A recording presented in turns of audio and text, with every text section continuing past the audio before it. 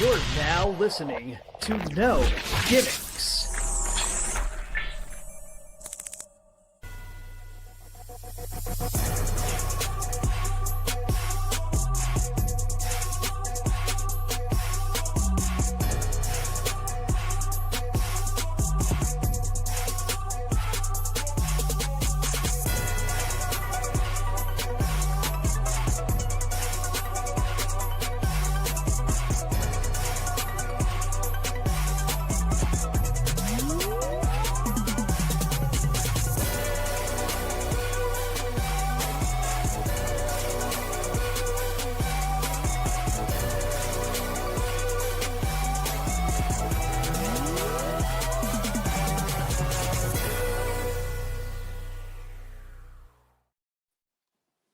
Yo, what is up, everybody? Welcome back to the No Gimmicks podcast here on the DFPN, and we are on the heels of a monumental shift in Metroplex Wrestling.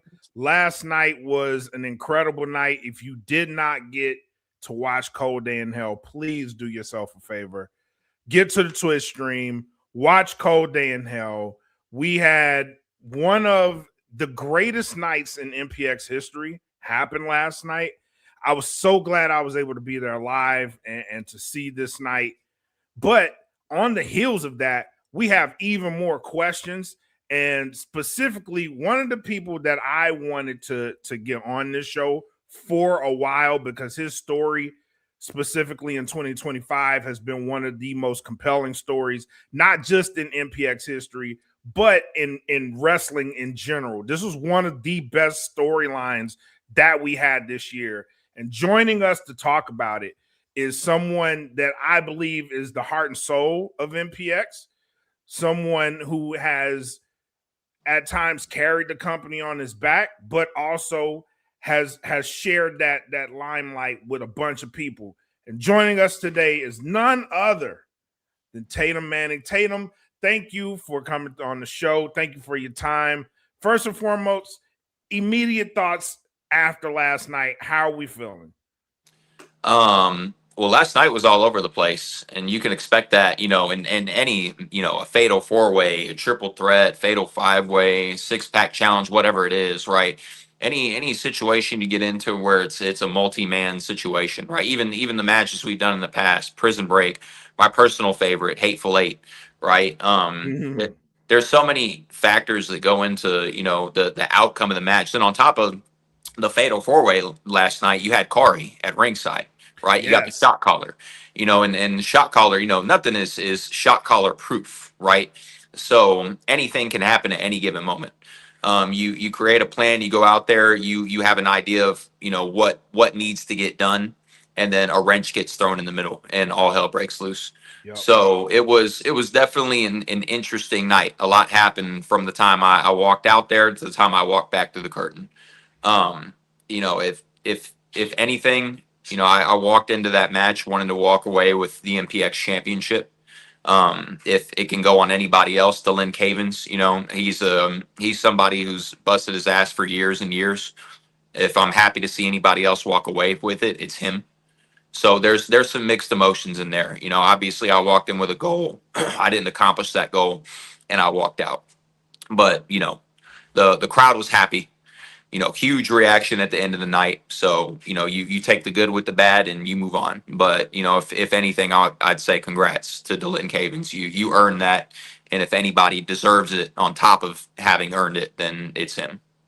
No doubt. That was one of the loudest reactions I have heard.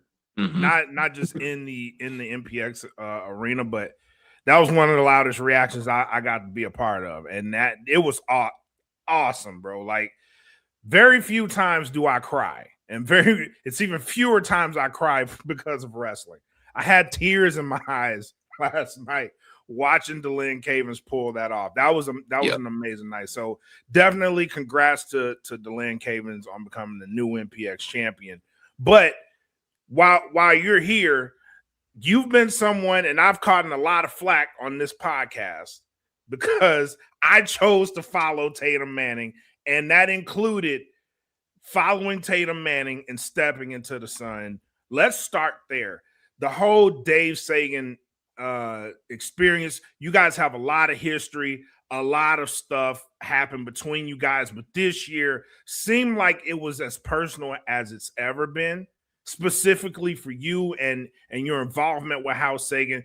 Talk to me. Let's start with what led you to joining House Sagan and putting your emotions out there through House Sagan like that. And a lot of that you actually had to suppress, but talk to me about this whole House Sagan run, how you got into it, how you had to keep your emotions in check and eventually get out of House Sagan. Well, Dave Sagan, Tatum Manning is the longest story going on at Metroplex Wrestling. And it all goes back to 2021 when we beat the longest reigning MPX tag team champions at that time, which was Ryan Remington and Tommy Becker. Me and Dave have been the closest of friends. And to walk in our first match as a tag team and win the MPX tag team championships at Destiny 2021, that was a big deal. And we defended those titles, if not every week, then almost every week.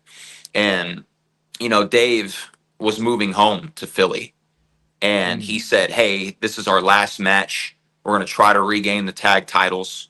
At that time, we had just lost them to Michael Schaefer and Sebastian Envy. And he said, "Win or lose after this, I'm done." Well, after that match, Dave turns his back on me. He says, "I'm never leaving." So that led to Purple Rain 2021, which was Dave Sagan versus Tatum Manning in a Red Rain match. Loser leaves MPX. And I beat Dave, and he left, and he was gone for a long time. Dave came back to the company to help me in the middle of a feud where I was completely outnumbered by the Sons of Mayhem. And at that time, I had just returned and won my second MPX championship. And then I hit Dave over the head with that title. And that was a huge turning point for me in my career at MPX because that was what cemented the next 9 months of my life as MPX champion, where I did some very bad, heinous, vile things to people. I played mind games and I did whatever it took to stay at the top because that title, as someone who's won it 3 times, I can tell you if you do not control yourself, right? It can do bad things to somebody. You will become a completely different person, all in the means of just keeping it, right? That's why I'm happy with somebody like Cavens having that title, because that somebody pure of heart is going to do everything they can to represent this company the best that they can and not let it consume them and overcome them. So getting back to Dave, he comes back. We have nothing to do with each other. We don't touch each other or speak to each other on this show for a while. He's in his own world, I'm in mine. But eventually we were bound to cross paths again. And Dave wants to go out of his way to disrespect me, right? And my girlfriend. And he wants to play these mind games and sucker me back into this new House Sagan that he has, right? This scheme that he recruits people and says, "I'm going to make you the best version of yourself. If you join me, I'll do this for you. I'll do that for you." And it's all in the means of keeping people around him.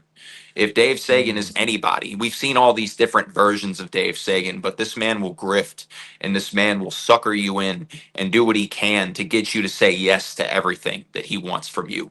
All whatever it is, if it's to get the MPX Addicts Championship, if it's to hold every title in the company, if it's to win the MPX title, it doesn't even have to be about a title, but it's all about power and it's about holding that power over people.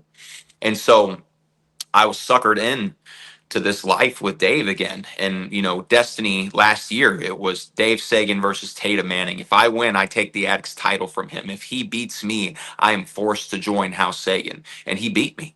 Right. He stooped to the lowest of lows and forced me to join his group. And for months, I moped around. I was miserable. I was wearing this terrible Hawaiian shirt and these white jeans and these white boots. And yeah, I just didn't feel like myself. Right. But at some point, it just clicked with me, and I knew what I had to do to get one up on Dave Sagan. Dave Sagan is a master manipulator. He will do and say whatever he needs to again to sucker you in and get what he wants from you. So how fitting is it that Dave Sagan, this master manipulator, had danced perfectly to a tune that I wrote for him? Because I was always just his friend. I was always just, somewhat of a little brother to him. So I realized that if I'm going to get myself out of this situation and I'm really going to get this revenge that I want and that I need, He needs to get his comeuppance. Somebody who walks around and throws their weight around with their chest out and their chin up, they need to be knocked down. They need to be taken down. The only way that I was going to be able to do that was to gain his trust, to gain the trust of Isaac Mazer, even the trust of Caleb Riley and Michael Schaefer. Gain their trust. Give Dave Sagan the world on a silver platter. What did Dave Sagan want more than anything? The MPX championship. So I gave it to him. Go back and watch his match with Brick Savage. Brick Savage could have won that match in 3 minutes if he wanted to. But House Sagan came to Dave's rescue, just like they always have since he returned and formed this new House Sagan. I handed him that title on a silver platter. And the reason that I did it is so that I could be the one to take it all away from him. That was my third MPX championship. Not that statistics even matter to me anymore. And even though I held that title for only 2 minutes, that was the sweetest victory in the history of in my career at Metroplex Wrestling. That felt better more than the first MPX title, the second MPX title, more than any main event with anyone that I've ever stepped in that ring with and worked with. That 2 minutes, even though it was ruined by JD Griffey, that was sweet. I could not have asked for a better payoff in that moment, because I turned my back on Dave Sagan the way that he had turned his back on me, the way that we've gone back and forth over the last 4 or 5 years almost. And I executed a plan, and I executed it perfectly. And I had to do some bad, vile, heinous things to people. I had to cheat. I had to hug and shake hands with the people that I hated more than anybody, just to show them that I am worthy of their trust, because that was the only way. So for anybody who followed me on that journey, whether you cheered or booed me, whether you knew what I was up to the entire time or didn't, I'm appreciative, because that's a journey that we all went on together. And it's a journey that, maybe it's not over. Maybe something else will happen in the future, but only time will tell. No, you said a lot of great things just then. And I want to go back. I want to go back to something you said and see if I can connect some dots, because I was one of those people I blindly followed. I was like, if Tatum Manning is going to House Sagan, so am I, right? Blindly. And you did, so I did. Much to the chagrin of people on this show, right? But I was a staunch Tatum Manning supporter. So whatever he was doing, I was gonna support it, no matter what it was. And that's because I saw you at the end of that second championship reign, and I saw the mindset you were in. And then I saw you in House Sagan, and I saw what I perceived to be the mindset you were in, and how different that was from that second championship reign. What did that feel like, having to stoop back to that level, knowing that you had a calculated plan in place? How did that feel, like just going back to something that you tried to run away from? I just knew that I didn't have a choice. And, for months I walked around and I was miserable in my situation. They pushed me around, they slapped me, they made me hold the ropes for them, they made me hold their hands, their titles, they humiliated me. And so it gets to a point where you either let it break you and you completely give in, or you sit in silence to yourself and you think, what has to be done? What do I need to do? One, to get myself out of the situation. Two, to give them what they really truly deserve. And I knew that it was just the only way. I couldn't have gotten away with what I did to House Sagan by, defying them at every turn like I did in the start. I couldn't get away with doing what I did to House Sagan if I was just not giving them the illusion that I was 100% bought in to their scheme. The only way that I was going to pull this off is if I really truly convinced 2 master manipulators that I was truly 110% bought in to what they were trying to achieve. That was the only way. And did I want to cheat? No. Did I want to shake hands and hug them and smile with them? No. But I knew that I had to. It was a price that I had to pay to get to where I needed to be. So I did it. Wow.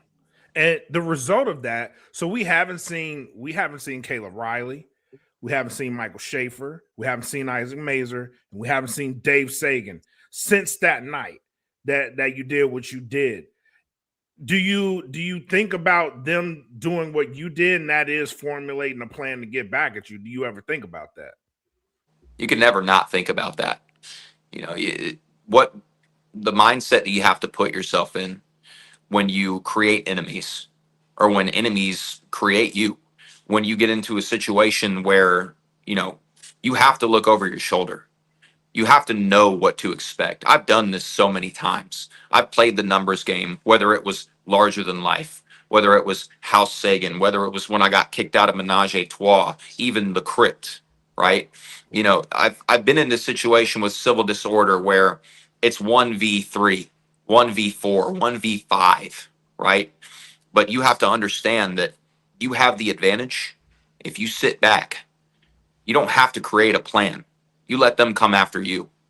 When it was civil Mm, disorder, I don't know if y'all are familiar with what happened back then. Civil disorder was a group made up of Brixton Shaw, Exodus Prime, Kari Wright, and Gabe Wilder.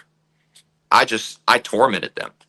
And it wasn't always a 4 versus 1 situation. I picked them off one by one because I knew I had to. I'm no stranger to being on the bad end of the numbers game. So if House Sagan fully reforms and they come after me, so be it. Those are the consequences of my actions. Just like what I did to them were the consequences of their actions. If it's a never-ending story, so be it. good. That I like that. JJ, what you got?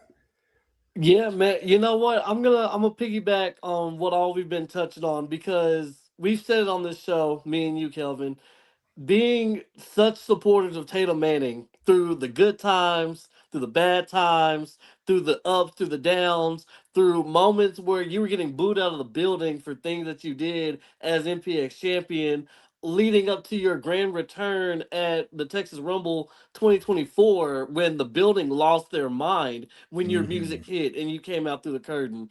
You have something about you where no matter what goes on, you always have a way to put your soul, your stamp, your everything into MPX. And so for me, we saw what you did in 2024. We saw everything that happened this year with 2025. And now, as we get ready to wrap it up, we look forward to 2026. The Texas Rumble is around the corner. What are your goals? What are you thinking about for next year? Well, with the Rumble coming up very, very soon, um, obviously your number one priority. If you are going into the Texas Rumble and you are not the MPX champion, you are entering that match to win and get an opportunity to face the MPX champion at Destiny. If you're not, then why are you here? Right? And it's not even necessarily about being the best, but it's about making something of yourself. It's about creating moments that last forever. Like I said, I'm not a statistics person anymore. I don't count how many titles I've won. It's about these moments that I can create that live in people's heads and in their hearts forever. If I win the Texas Rumble, perfect. I go on to Destiny. I face the MPX champion, regardless of who it is. If Delin Cavens still has it, I'd be more than happy to wrestle Delin Cavens one on one for the MPX championship. If JD weasels his way back into that title picture and takes it, I'd be more than happy to take it from JD, somebody who doesn't deserve it and hasn't truly earned it. Right? Um, when it comes to the future, I've stopped having deeply rooted expectations because we can plan so much and we can put together so much and not just in wrestling or career, but in every aspect of life. You have plans, you have aspirations, you have goals, but if you root yourself too deeply in them and they don't turn out the way that you want, then all that comes is disappointment. Yep. Other than rolling with the punches, I'm doing everything that I can just to make sure that I matter. To the both of you, to the people that pay their hard-earned money to show up every week, to the people who watch us on Twitch who can't show up every week. We have people who watch MPX from, other states, other countries at this point even.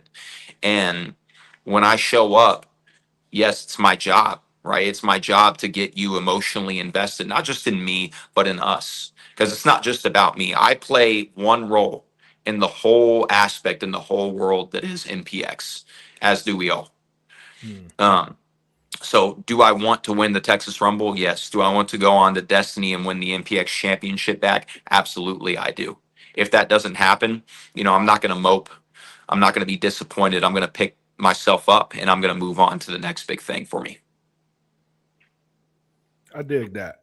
I I dig love that. that, man. I love that. And it's funny that you said that because, like Kelvin has touched on, and I remember this conversation happening when you first decided to step into the sun. Kelvin was 10 toes down and was like, I'm going wherever Tatum's going. I have the same respect for you because, both of us from Grand Prairie, we got to represent. And when I saw you go that route, I was like, oh no, Tatum, come back, come home, come home. Like, we've got Kool-Aid on this side.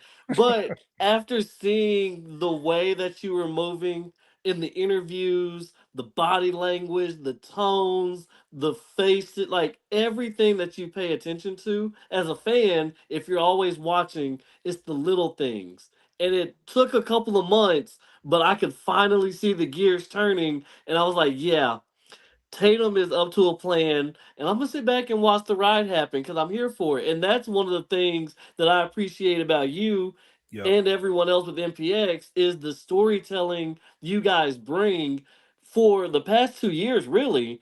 It's been up and up and up and up, and it just keeps getting better. So shout out to all you guys for what y'all do. Thank you. Absolutely. Appreciate it. Absolutely. And it was in the post too, because he would leave little details in the post that it just seemed like a normal, okay, I'm drinking the Kool-Aid type of post, but there were messages he would leave in there. And so Right? when you caught on to that stuff, it was like, oh, I get it. Looking back in hindsight, it was there in plain sight. His plan was in plain sight. You just had to pay attention to the little details, and that was brilliant. That was really brilliant. And But I listen when I can. So being out there every week, on the ground in that situation, you hear bits and pieces from the crowd. They say, "Oh, well, I think he's up to this, or I think he's, fully involved that." Right. So it's a whole journey that you're going on, and people can perceive it however they want until what happens. And when you have this huge moment that pays off everything that's been happening over the last, year or almost a year, that's that moment. That's where you get sucked in mentally, emotionally.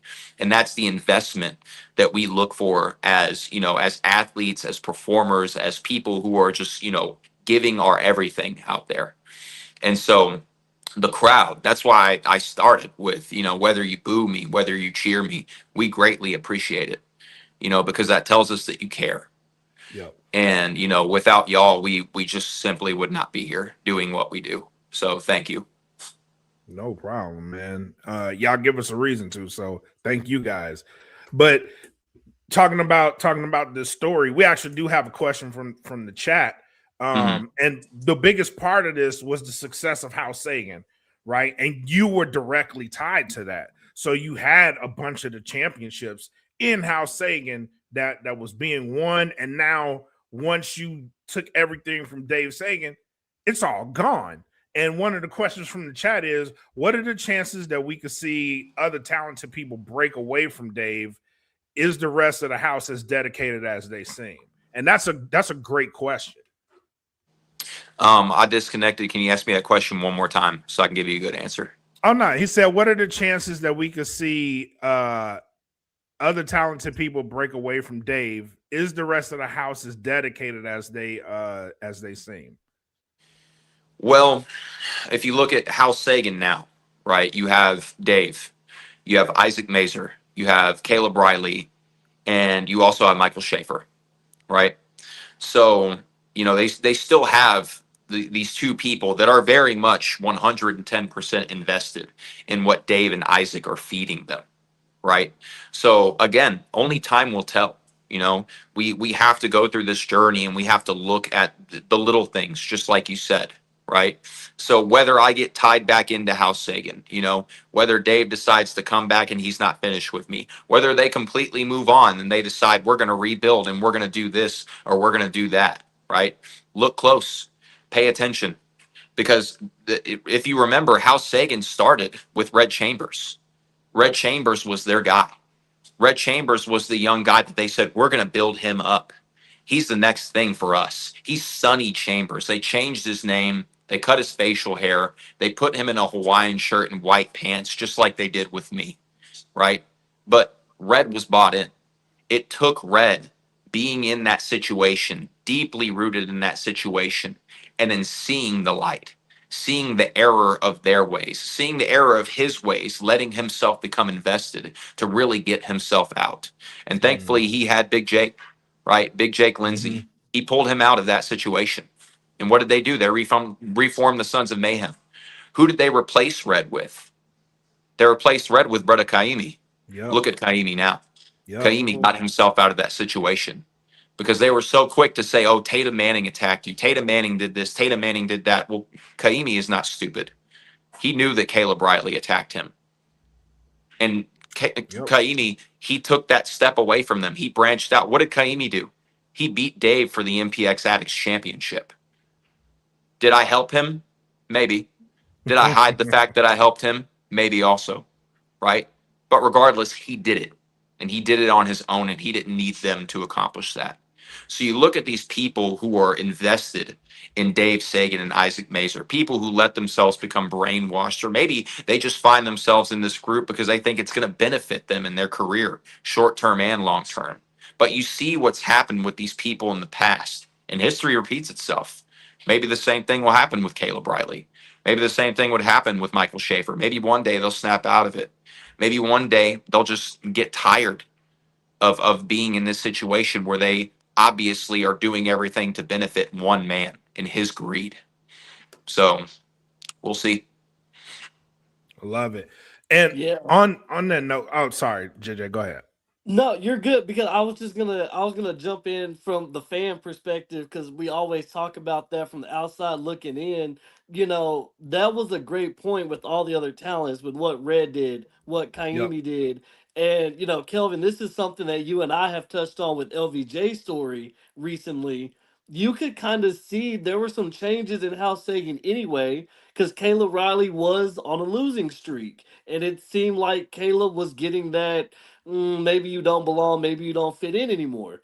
Michael Schaefer, for everything that Schaefer was doing, especially those matches with Brick, Schaefer would send Isaac Mazer to the back. I don't want you out here. I don't want your help. I want you away. I can do this on my own. So there were those little moments, even before Tatum's ultimate turn, where there seemed to be some kinks in the armor of Hal Yep. Sagan. Yep. Absolutely. Absolutely. But on that note, and with you leaving, there was also a transformation. First of all, there's two types of transformations I want to talk about. That is your physical, because it does seem like you've been putting your body through more of a regiment to handle the rigors of the ring. You look phenomenal. Thank And you. I then, appreciate it. yep. And then secondly, your other look, leaving House Sagan, the shaving of the head, or the cutting of your hair, and the changing of the gear. Talk about what led to both. Well, I had this long blonde hair that I was just ready to get rid of. But also, in House Sagan, I was made to look this way that they wanted me to look. And that that's not me, right? Whether I was believable in that skin or not, that was not me. And after being forced to look and present myself in this way to make these people happy, and then after really letting myself be consumed by it, so that I can effectively convince these people that, hey, this is me now, right? Obviously, when I left, it was going to be a lot different. And this the cutting hair, getting rid of the shirt, getting rid of those pants, getting rid of that skin that just did not feel right on my body. That's just me shedding skin. This is me. And if I'm angry, then I'm angry. If I walk out and I have this stern look on my face, then that's me now, right? Yep. And a lot has happened since the last time we spoke, and a lot's happened just in the last couple months, right? And life and the experiences that we go through, they change us. Unfortunately, I got so deep into this person that I was convincing them that I was, that I unfortunately alienated a lot of people. When I came back at the Texas Rumble 2024, like JJ was saying, I had turned a new leaf. I was all smiles. I was ready to pour my heart out to this crowd, pour my heart and soul out every single week. Right now, I might not be all smiles. I might not be all handshakes, high fives, and hugs like I've been in the past. But I've gone through more since then. Right. Right. Love it. JJ, any last questions you got? Yeah, man. Just one final question for you, and this kind of reflects back to MPX and the growth that you all have had as a company the past few years. 2024, MPX made his debut in Grand Prairie, with Destiny. Then you look at 2025, the debut in Irving with the Texas Rumble. Now looking forward to 2026, the debut in Fort Worth with the Texas Rumble. So how do you feel being able to be a part of those monumental moments of MPX stepping out of their doors and getting into new territories? I'm just very grateful because I've told you in the past, I've spoken to both of y'all multiple times before, and I've told y'all that I'm grateful to be a part of MPX. I'm grateful to have found it when I did. I'm 25 years old now, and I started when I was 17. Is that 8 years? Yep. 'Yep. 8 years I've been involved with MPX. Sometimes I feel like I'm beaten and broken down, more than I should be at my age. Sometimes I feel a little older than I am. Sometimes I feel like I've been through more than somebody my age has necessarily been through, right? Um, but I'm just very grateful to have, played even a small part in this company. And again, just, do everything that I can to give people their money's worth and create moments, right? Because those moments last, more than statistics. 10 years from now, when people talk, let's say theoretically MPX is not around 10 years from now, even though it's already been around for well over 10 years. Let's say 10, 20, 30 years from now, when people think about MPX, they're not going to think about how many titles you've won. They're going to think about, do you remember when this happened? Do Mm, you remember that week that we went and this happened and everybody went crazy? Right? Those are the things that last in people's mind, those lasting memories. I'm here to create those. Right? Whether it's buying into House Sagan, whether it's turning on Dave, hitting him with his own move, whether it's taking that title from Dave, whether it's you know what I do on a big show, whether it's being in a 6-man tag and dancing with Santana Jackson, whatever that might be, right? Those memories that last in people's minds. That's what I'm here to do. I'm here to create lasting memories for myself and for others. With MPX debuting in Fort Worth, MPX has only gotten bigger ever since I started. It was an old building with, wood block lettering on the back wall and fluorescent lights when I started. Now look at what it is. I've been other places. I've wrestled in other, cities. I've worked with other people and other promotions, but nothing has ever come close to what MPX offers to me, to us, to you, the fans, right? The loyal people to who come and show up every week and get emotionally invested in what we do. There's nothing else like MPX on the independent circuit at all. Quote me on it. that's a fact. That is a fact. Facts. So, and people will say, you confine yourself to just your backyard. You're just in this place all the time. Well, this place, I built something for myself here. And this place is going nowhere but up. And we have so many people to thank for that, right? We have all the people who work so hard behind the scenes to thank for what MPX is today. So I would not rather spend my Saturday nights and beat down my body at my young age for any other company out there. That's what makes it special. Honestly, Yep. that's what makes it special. Yeah, and it's not just a cliche. I think if you experience MPX, it's hard to argue that there's anything better out there weekly Mhm. on a weekly basis. It's hard to argue. Right. And yeah, yeah, good points, man. Good points all around. Most definitely. Well, before we get out of here, let the people know where they can find you. Obviously, you're gonna be on MPX, but let the Mhm. people know where they can find you on your socials. Yep. Twitter, Instagram at the Tatum Manning. Give me a follow. You'll see everything that I'm all about. Um, unfiltered, undisclosed. This is me. This is my life. This is what I do. And, MPX is a huge part of my life. And, it always will be, even, one day when it's gone or one day when I can't do this anymore. I'm very grateful. I'm ready for the next chapter, whatever it brings me. And thank you for taking that journey with me. Thank you for coming along for the ride. Absolutely, man. It's a Of lovely course. ride. It's a lovely ride. I may get criticized for it, but I'm always on the ride, bro. And thank you so much for your time today. This is a lovely chat. We can't go too long without these happening again, man. we had a lot absolutely. to catch up on. So please come back. Let's make it frequent. We'd love to have you on as much as we can and, Yes, sir. and promoting MPX, man. Thank you so much. Anytime. JJ, Thank y'all for having me. No problem, man. JJ, any last words? If not, bring us home, man. Hey man, like we always say, thank y'all for everyone that comes out to the shows live. Thank y'all for tuning in on Twitch. Thank y'all for listening and following along with No Gimmicks.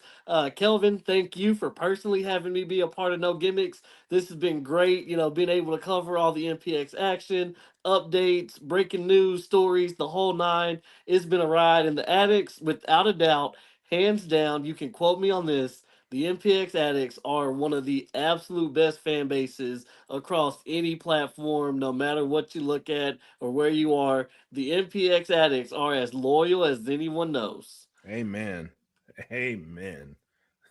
But thank you guys for tuning in tonight.